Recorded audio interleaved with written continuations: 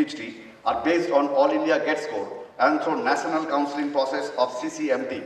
And MBA admission is through the Institute conducted admission process considering All India CAT score. Since January 2015, we exist under the Act of the Parliament, and our institution, together with our other government-funded Indian Institute of Information Technologies, have been declared as an institution of national importance by the Government of India. Additionally, since last 1 year, the institute is also mentoring 89 students of IIIT Lucknow, which is an initiative under PPP model, Public-Private Partnership model. The institution has at present 109 sanctioned posts for faculty members and 85 non-teaching officers and staff. Among them, at present, we have 9 professors, 9 associate professors, 46 assistant professors, 4 deputy registrars, 4 assistant registrars, and other staff.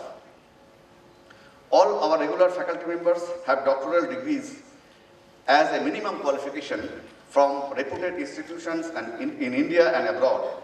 We follow 4-tier flexible faculty structure as mandated by Ministry of Human Resource Development, Government of India. Research, development, and outreach activities. In spite of fewer in number, resulting in a comparatively heavier teaching load, our faculty members are doing exceedingly well in research and in conducting outreach activities. I was invited by the Microsoft Research India to join a select group of academicians in representing our country at the Global Faculty Summit consisting of delegates from 17 countries at Redmond, which was organized during July 13 to 16, 2016 by Microsoft Research. Renowned personalities in the various fields of information technology presented very exciting technologies being developed very recently in the area of high-performance computing, machine learning, and Internet of Things, which is about to make a second revolution in the information technology area in the coming years. At our institute, 2 GAN courses were successfully conducted. GAN means it's a global initiative of academic network by MHRD. During July-August 2016, by our former director, Professor Somnath Biswas, and Dr. Nishit Varnoi of EPFL University, Switzerland, in the area of theoretical computer science and machine learning, and Professor E.V.S. Tiwari and Professor Miganko Sood of MIT in the area of cognitive science. Professor Anupam Agrawal is executing a DST-funded Indo-UK BART project on distributing industrial optimization tasks to rural workers. Under this project, he organized an international workshop on improving supply chain efficiency through packing industry on June 16, 2016 in Glasgow, UK. One of our young faculty members, Dr. Rahul Gala, was successful in bringing project funding to the tune of rupees 39 lakhs under the Early Career Research Award by the Department of Science and Technology, Government of India, for project titled Mission Planning Using Sampling-Based Techniques. He visited Vancouver, Canada last July 2016 and presented a paper and co-chaired a session in the flagship IEEE Congress on Evolutionary Computing. Another young faculty, Dr. Rekha Verma, has received Young Scientist Scheme Award by the Department of Science and Technology, Government of India for our project titled Silicon Nanowires, Professional Compact Models of Scale Thermoelectric Figures of Merit of Energy Harvesting, during which she is executing during 2015 to 2018. Dr. Shitanshu Bhattacharya has received Young Scientist Scheme Award by the Department of Science and Technology, Government of India for the project titled Graphene Transistor of Different High-K Dielectrics as Performance Booster and Role of Self-Heating, a Physics-Based Theoretical Approach. Another young faculty, Dr. Somak Bhattacharya, has received Young Scientist Award in 2016 URSI Asia Pacific Radio Science Conference organized by the International Union of Radio Science during 21st to 25th August 2016 in Seoul, South Korea.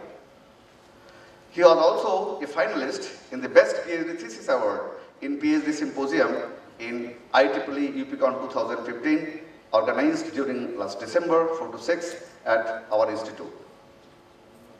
Our placement record. IIIT Allahabad has excellent campus placement records, and the placement-wise, Our institute's rank is consistently among top 5 of all the institutions in our country.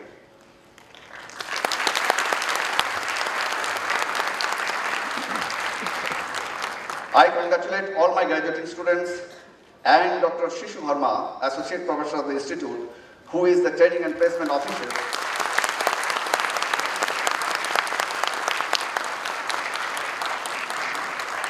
He is the Training and Placement Officer for last 6 consecutive years for their spectacular performance. And now, I present to you some facts from Dr. Verma's report.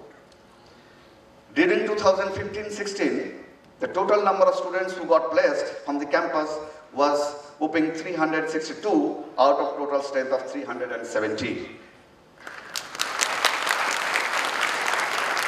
The number of students placed in the dream round companies, that means having CTC of rupees 5.5 lakhs per annum and above, was 310. And the number of students placed in the first round companies, that means the CTC below that, were only 52, and the overall minimum salary was 3.2 lakhs per annum and maximum salary of 27 lakhs per annum. Total number of companies that visited our company was 66. This year our placement session is on, and so far the total number of students placed is 123, out of which 112 have been placed in the dream round companies. And the process is on, and 11 have been placed in the other rounds, with an average salary package of 13.94 lakhs per annum. We put special emphasis on developing competitive coding skill among the students, where senior coder impart coding skill to the first year students outside the normal class hours under the paid TSC program. And the results are already visible. Last year, our team secured first position among all the Indian teams, including all IITs, and 57 positions worldwide.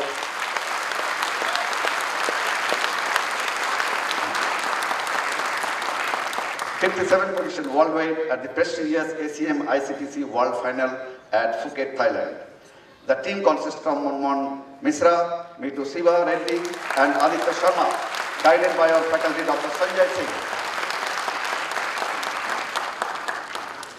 Our students are continuously contributing towards the open source software by bragging accolades in leading ventures. We are proud of our alumni. Our alumnus, a BTech Information Technology student, late Harsha Suryanarayan, popularly known as Humble Fool, who graduated in 2006, was known to be the best coder India has ever produced. He was one of the first red coder from the country and continued to dominate until his last SRM, that means single round match at Top Coder. He was Top Coder Open World Finalist twice and Google Code Jam World Finalist once. He worked on to make DP his strongest area. For the non-programming people, DP means dynamic programming, and is one of the toughest things to master in programming. He was a lone representative from India in Global Top Coder Forum for several years. He gave birth to 13 companies before he died, unfortunately, in a road accident in Bangalore. We have dedicated our first year programming laboratory in his name so that many more talented students can get inspiration from him.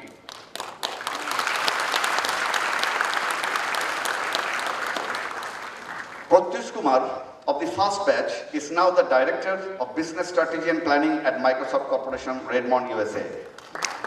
Olankit Nishadis is the Vice President of 1MG. Obhishita Singh is the Vice President at JP Morgan Chase. Rohit Bisets is the Vice President at CustomFinish.com. Our gold medalist alumni, Dr. Alok Parlikar, is now the speech scientist with CobaltSpeech.com. Dr. Abhimanyu Lad is engineering manager in the LinkedIn USA. Torun Gupta is the CEO of CarWorks.kg.com. And there are many such illustrious alumni this institute has produced. We need to make our best effort to make the alumni Meet, a yearly event. Friends, let us start from this year itself. While we have achieved so many recognition over a short span of time, we need to acknowledge our future challenges as well. So far, our reputation is largely for producing world-class undergraduate IT specialists. However, in the long run, our reputation and ranking will largely depend on how successfully we are able to establish our research and product development brand in the frontier information technology areas. We need to choose some of the areas we already have expertise and national and international visibility, like robotics and artificial intelligence, wireless sensors, and machine learning. In addition, we'll have to encourage our young minds towards entrepreneurship. They need to be encouraged to build companies and create jobs rather than seeking jobs. I hope next time in the director's report, we should be able to include the number of companies IIITA has been able to incubate or nurture successfully. However, this is not an easy job. We need real smart faculty who has vision and understand the challenges in working with the students in this area. We also need to attract more and more young and bright faculty members. This is perhaps the most challenging task the Institute needs to face in the coming future, especially in the core area of information technology. We need to remember that if we fail in this front, we will never be able to succeed in other fronts. In this competitive world, to attract and retain good faculty, we need to be proactive and we need to think differently. We should be able to provide them with more compared to our competitors in terms of physical, mental, and infrastructural resources. For that, we should plan in terms of attaining financial self-sufficiency in the coming future and spend extra money from our extra earnings in this regard. I would like to mention that these steps, like rolling advertisement, which I took in 2014 and which my predecessor, Professor Biswas, continued, has already produced good results. We need to pursue this process more vigorously. Confluence of world-class infrastructure, real smart students, and high-quality faculty will create a new Sangam, and every student coming out of it will be a real gem, who will serve our nation and world towards economic prosperity and peace. We in our institution are very much conscious that a sizable number of students are coming from financially and educationally poor background, and they need adequate support for their studies here. For undergraduate SC and ST students, we have completely waived their fees. For others, the Institute is planning to introduce work study scheme. For various IT infrastructure, development and maintenance, secretarial jobs, we can engage our students for limited hours and pay them on a basis. This is a very successful model in many renowned universities across the globe. They can also help in the laboratory and tutorial classes. In this way, needy and brilliant students can earn while they are learning. This is a win-win situation both for the students and for the institute. On this auspicious occasion of the 11th convocation, my heart goes out to our graduate students and their parents who sacrificed a lot for making this wonderful event to happen in the lives of their children. Dear students, we tried our best to provide you home away from home. Our love and affection will remain with you forever.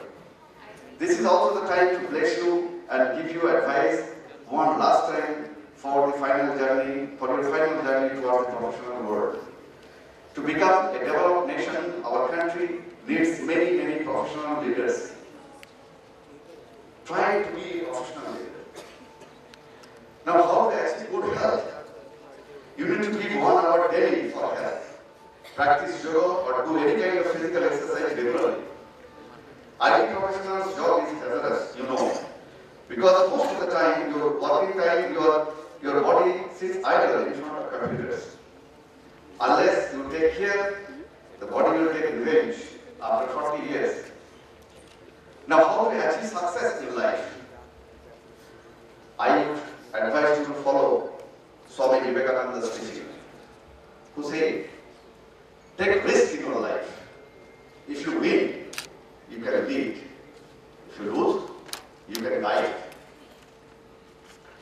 Now, how to achieve peace in life? This is the most important thing. Everybody is pursuing everything because of getting peace in life. My advice to you would be to always show your positive attitude and spirit in your working place and follow the teaching of the famous Sanskrit sloka. Vidva tadati vinaya, vinaya jati patrutvam, patrutva dhanamavati, dhana dharmo, tato shukam. It means, with getting more and more knowledge, be more and more humble. Because this humbleness will help you in making friends around you. This networking of friends will help you to accumulate wealth. And when this wealth you spend in pursuing spirituality, then and then only you can get peace in life. Last